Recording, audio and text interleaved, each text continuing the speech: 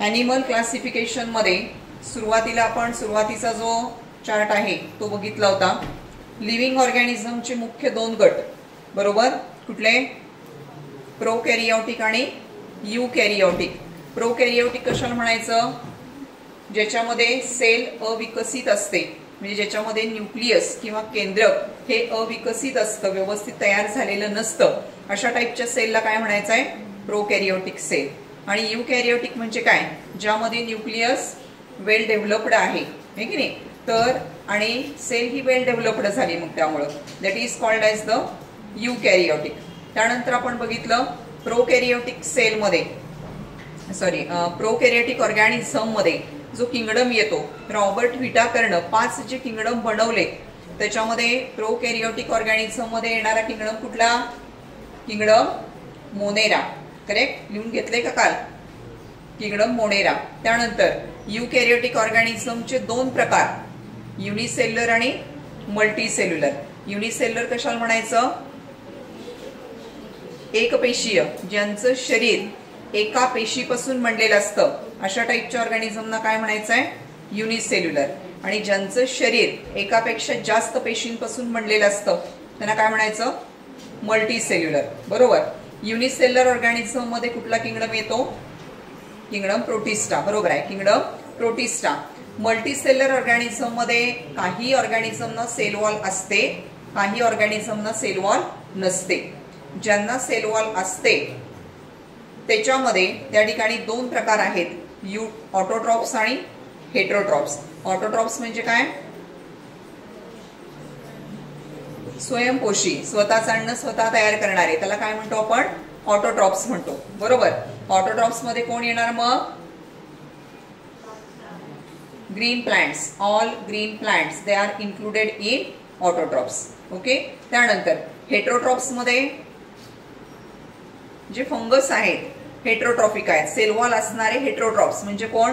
Fungus. मग त्याच्यामध्ये autotrophs मध्ये किंगडम प्लांटी आला आणि हेटेरोट्रॉप्स मध्ये विथ सेलवॉल असणारा किंगडम फंजाई आला.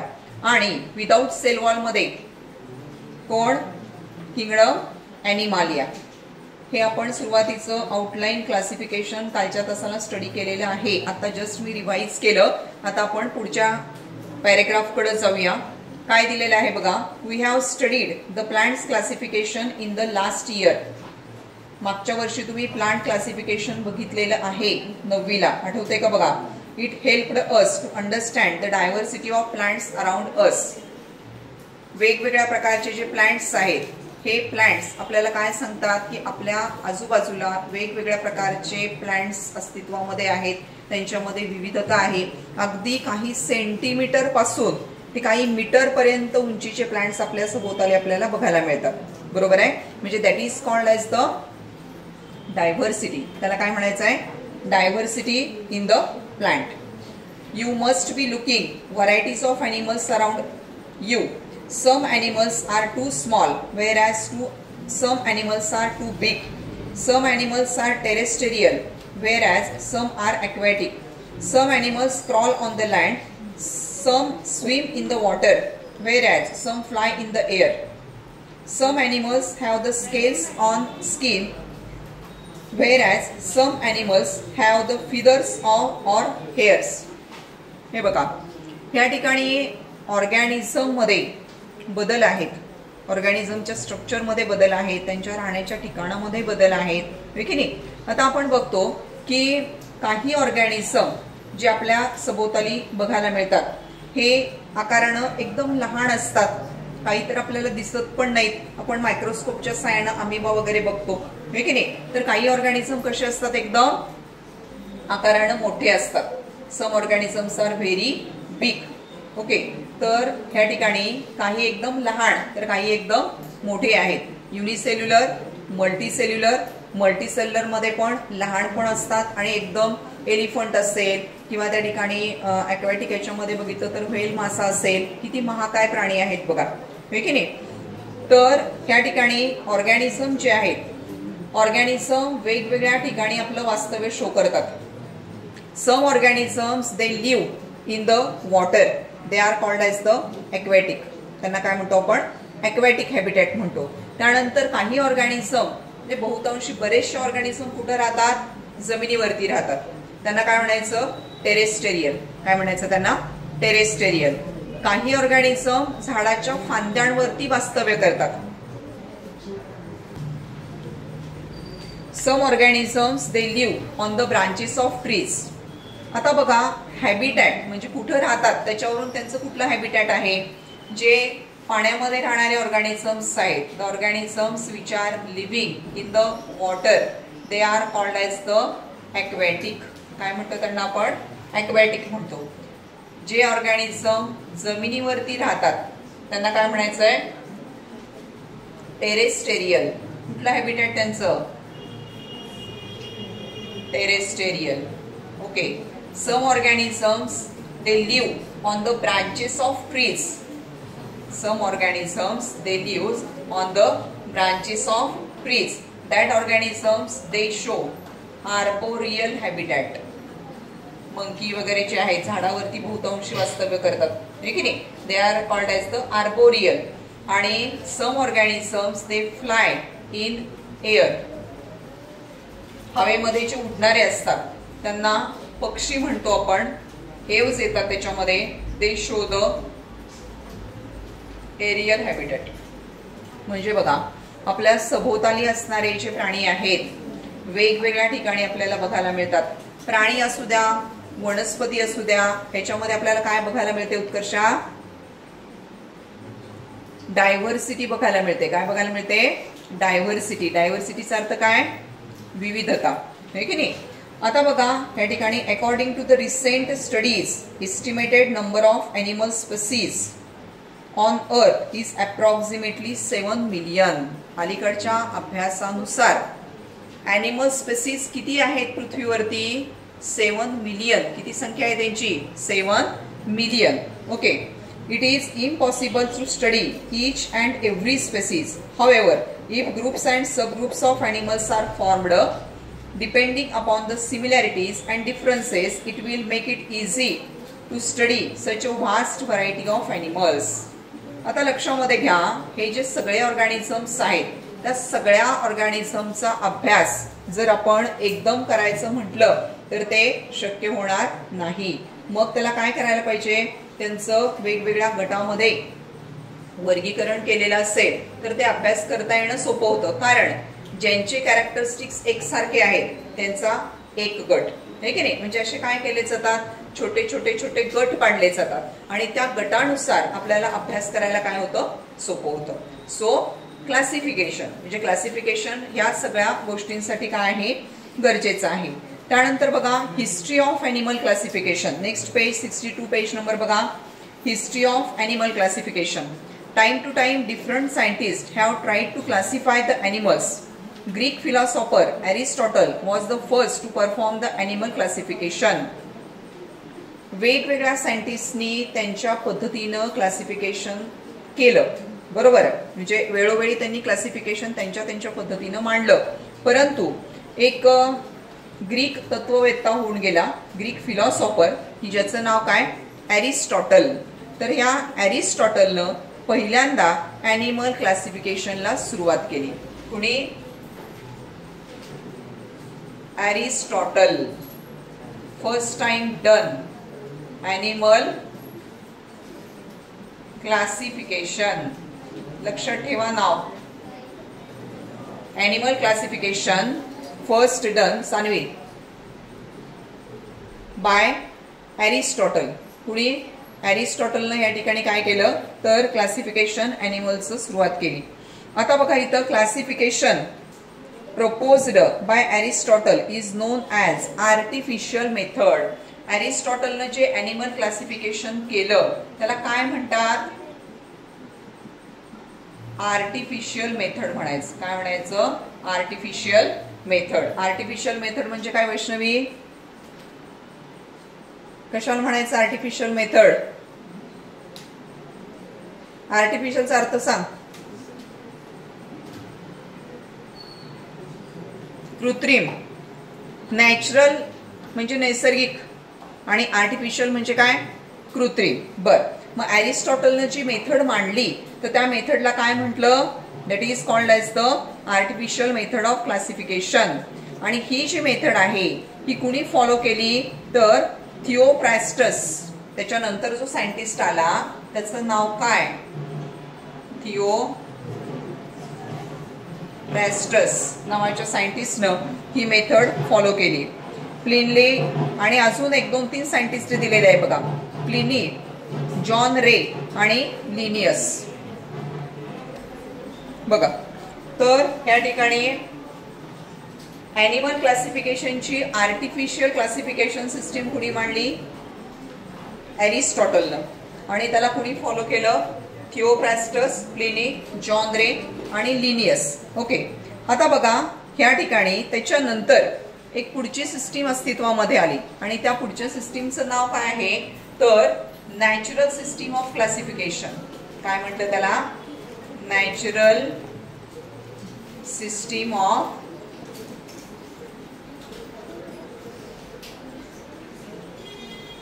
क्लासिफिकेशन.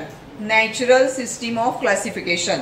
आता ही नॅचरल सिस्टीम ऑफ क्लासिफिकेशन कुठल्या कुठल्या क्रायटेरियावरती आहेत किंवा कुठल्या मुद्द्यांना धरून क्लासिफिकेशन केलेलं आहे नॅचरल सिस्टीम ऑफ क्लासिफिकेशन? बघा इकडे लक्ष द्या. तर या ठिकाणी बॉडी ऑर्गनायझेशन, त्यानंतर types of cells, chromosomes, biochemical properties etcetera. Natural system of classification it is based on different factors. Natural system of classification एक सारखी बडबड चाललेली असते तुझी. Natural system of classification was based on body organization. Body organization म्हणजे काय? त्या ऑर्गॅनिझमचं शरीर एकपेशी आहे, बहुपेशी आहे, कशा पद्धतीचं शरीर आहे, that is the body organisation.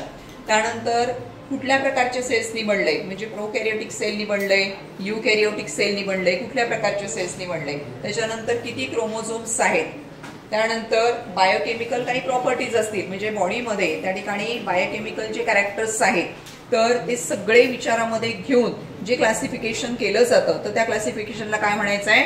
Natural system of classification. काय म्हटलं जातं त्याला? Natural system of classification. And this natural system of classification हे ह्या मुद्द्यांना धरून केलं जातं. त्याच्यानंतर by the time system of classification based on evolution was also brought into practice. आता पहिला आपण टॉपिक शिकलो कुठला? त्याच्यामध्ये तुम्ही इव्होल्युशन शिकला बरोबर. पण आता वेगवेगळ्या ह्या मुद्द्यांना धरून क्लासिफिकेशन केलं, पण काही सायंटिस्टनी इव्होल्युशन हा मुद्दा पण त्याच्यामध्ये विचारामध्ये घेतला. इव्होल्युशन म्हणजे काय? कशा पद्धतीनं ऑर्गॅनिझमची डेव्हलपमेंट झालेली आहे, उत्क्रांती कशी होत गेली, तर त्याच्यानुसार क्लासिफिकेशन केलेलं आहे. That is the evolution. It was used by Dobzhansky and Mayr. आणि recently Carl Woese has also propose the animal classification. Evolution वरती स्टडी करण्याचं काम डॉब्झॅन्स्की आणि मेयर ह्या 2 सायंटिस्टने केलं. आणि अलीकडं ॲनिमल क्लासिफिकेशन कार्ल वूज नावाच्या सायंटिस्टने पण केलेलं आहे. आता तुम्हाला ह्याच्यामध्ये पेपरमध्ये क्वेश्चन एखादा ह्यातला येऊ शकतो सायंटिस्टच्या नावावरती की who proposed the artificial system of classification किंवा नॅचरल सिस्टीम ऑफ क्लासिफिकेशन किंवा इव्होल्युशन वरती क्लासिफिकेशन कुणी केलं.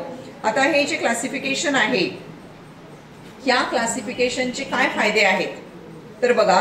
Benefits of animal classification. इथं पान नंबर 62 वरती ब्ल्यू कलरची जी चौकट दिलेली आहे त्याच्यामध्ये बघा, त्याच्यावरती तुम्हाला 2 मार्काचा प्रश्न येण्याची शक्यता आहे. ओके. काय सांगितलेलं आहे बघा? Study of animals become convenient म्हणजे काय? अभ्यास करता येणं सोपं होतं. कोणाचा? प्राण्यांचा. म्हणजे पहिलं काय त्याचं उद्दिष्ट क्लासिफिकेशनचं तर study of animals become convenient. Okay. त्यानंतर study of few animals from a group helps to understand about that entire animal group. आता बघा जे एकसारखे कॅरेक्टरिस्टिक्स असणारे ऑर्गॅनिझम्स आहेत त्यांचा एक गट तयार केला जातो बरोबर आहे. मग अशा पद्धतीनं त्या गटाचा अभ्यास करत असताना त्या गटामध्ये येणाऱ्या सगळ्या ऑर्गॅनिझमचा अभ्यास करावा लागेल का? मी काय सांगितलं तुम्हाला की ज्याच्यामध्ये कॅरेक्टरिस्टिक्स कशा आहेत? सेम आहेत. त्यांचा एक गट केलाय. मग आपण उदाहरणादाखल एका ऑर्गॅनिझमचा अभ्यास केला तर बाकीच्यामध्ये तेच आहे ना सगळं, त्यामुळे सगळ्या ऑर्गॅनिझमचा अभ्यास करावा लागत नाही. येते लक्षात. So it becomes convenient to study. स्टडीसाठी कन्व्हिनियंट होणार आहे. सिंगल ऑर्गॅनिझमचा फक्त आपण अभ्यास केला तर स्टडीसाठी कन्व्हिनियंट होऊ शकतं क्लासिफिकेशनमुळे. त्यानंतर इव्हॉल्युशन कशा पद्धतीने झालेलं आहे. इव्हॉल्युशन म्हणजे काय, उत्क्रांती. तर ह्याची सुद्धा आयडिया त्या ठिकाणी आपल्याला क्लासिफिकेशनच्या अभ्यासामधून येऊ शकते. त्यानंतर बघा, animals can be easily identified with great accuracy. अगदी व्यवस्थित पद्धतीनं ॲनिमल्स आयडेंटिफाय करता येतात. Animals are easily identified with great accuracy. Okay. त्यानंतर या ठिकाणी it helps to understand the relationship of animals with other living organism. एक ऑर्गॅनिझम आहे त्याचं दुसऱ्या ऑर्गॅनिझम बरोबर काय रिलेशन आहे हे सुद्धा आपल्याला ॲनिमल क्लासिफिकेशन मधून मिळू शकतं किंवा कळू शकतं. That it helps to determine the relationship between the one animal with other animals. Okay. त्यानंतर it helps to understand the habitat of each animal and its exact role in the nature. Habitat म्हणजे काय, ज्या ठिकाणी सजीव वास्तव्य करतो. आपण लिहिले तिथं वेगवेगळे हॅबिटॅट्स, वॉटर, लँड, ट्रीज, एअर. वॉटरमध्ये राहणाऱ्या प्राण्यांना काय म्हणायचं, ॲक्वॅटिक, म्हणजे ॲक्वॅटिक हॅबिटॅट झालं. ठीक आहे. त्यानंतर लँडवरती राहणाऱ्या प्राण्यांना काय म्हणायचं, टेरेस्टेरियल, म्हणजे लँड हे त्याचं हॅबिटॅट झालं.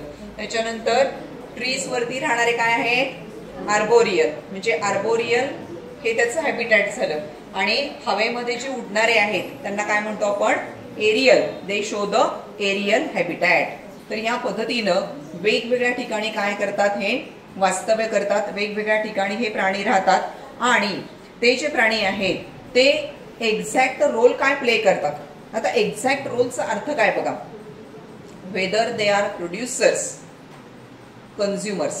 काय आहेत ते, अन्न तयार करतात की अन्न भक्षण करतात, हे की नाही. आता आपण समजा प्लांट्स म्हटलं तर आपण काय म्हणणार त्यांना, all green plants are producers. Animals म्हटलं मग ते ॲनिमल्स कसे आले, कन्झ्युमर्स आले ना. मग त्याच्यामध्ये परत डायरेक्ट प्लांट वरती जगणारे असतात त्यांना काय म्हणतो आपण, हर्बिवोर्स म्हणतो किंवा प्रायमरी कन्झ्युमर्स म्हणतो. प्रायमरी कन्झ्युमर वरती जगणारे असतात त्यांना काय म्हणतो आपण, सेकंडरी कन्झ्युमर्स म्हणतो किंवा कार्निवोर्स म्हणतो. दोन्ही प्रकारचं अन्न भक्षण करणारे म्हणजे काय, शाकाहारी पण आणि मांसाहारी पण, हे की नाही. त्यांना काय म्हटलं जातं, ओमनिवोर्स म्हणायचं. हे तुम्हाला माहिती आहे. So that is the role of that organism in nature, whether they are producer or consumer. Okay. ह्याची सुद्धा आयडिया तुम्हाला ॲनिमल क्लासिफिकेशन मधून येऊ शकते. ठीक आहे. तर आणि it helps to understand various adaptations shown by the animals. आता वेगवेगळे ऑर्गॅनिझम, लक्ष द्या इकडं, वेगवेगळे ऑर्गॅनिझम्स आपल्याला म्हणजे राहण्यासाठी जे हॅबिटॅट्स निवडतात, हे हॅबिटॅट्स कशावरती ठरलेलं असतं. आता बघा, पाण्यामध्ये राहणारा प्राणी आहे मासा, हे की नाही.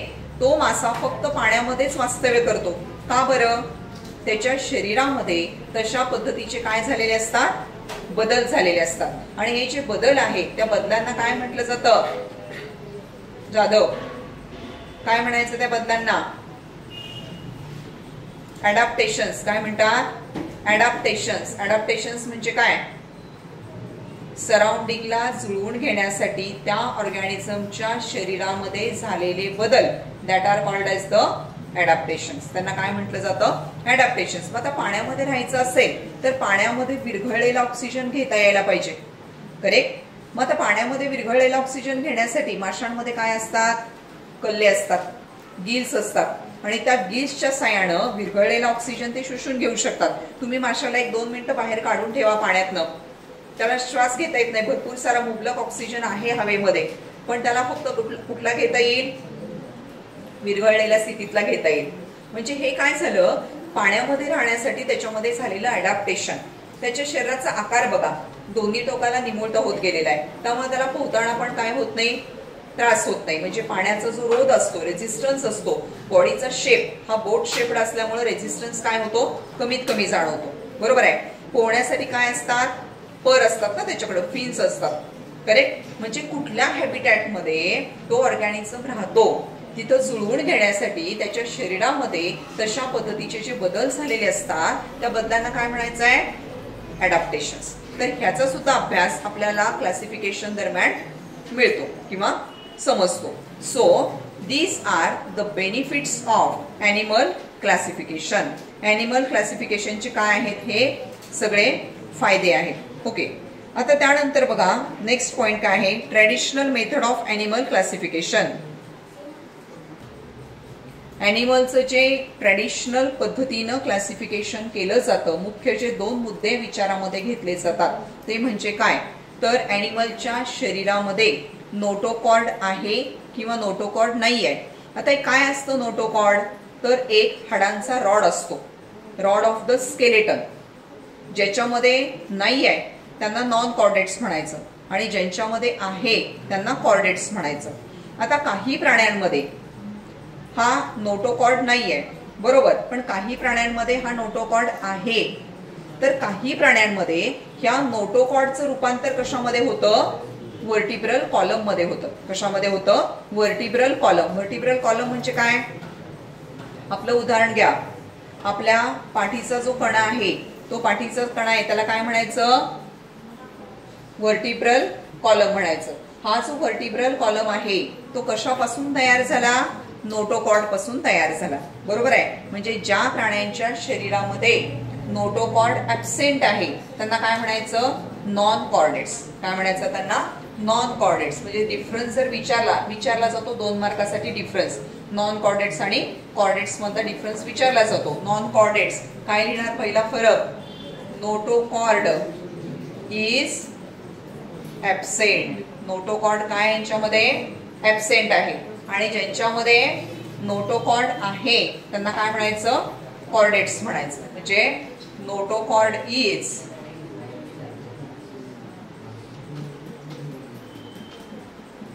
प्रेझेंट. पहिला मुद्दा बघा, नोटोकॉर्ड इज ऍब्सेंट म्हणजे काय, नोटोकॉर्ड नाहीये आणि नोटोकॉर्ड इज प्रेझेंट. नोटोकॉर्ड काय आहे, स्केलेटनचं रॉड लाईक स्ट्रक्चर आहे. ठीक आहे. ज्यांच्यामध्ये नाही त्यांना काय म्हणायचं, नॉन कॉर्डेट्स. मी तुम्हाला सांगितलं सगळे जे अपृष्ठवंशीय प्राणी आहेत, आपण आता पुढे ते सगळे स्टडी करणार आहोत. वेगवेगळे फायलम आपण स्टडी करणार आहोत. मग त्याच्यामध्ये फायलम पोरीफेरा असेल, सिलेंटरेटा असेल, प्लॅटीहेल्मिंथिस असेल, अस्कीहेल्मिंथिस असेल, ॲनेलिडा असेल, आर्थ्रोपोडा असेल, मोलुस्का असेल, हेमिकॉर्डेटा असेल, कॉर्डेटा असेल, वेगवेगळे फायलम आणि त्याच्यामध्ये येणारे ऑर्गॅनिझम, त्यांची कॅरेक्टरिस्टिक्स, सगळ्याचा स्टडी या टॉपिकमध्ये आपल्याला करायचा आहे. ठीक आहे.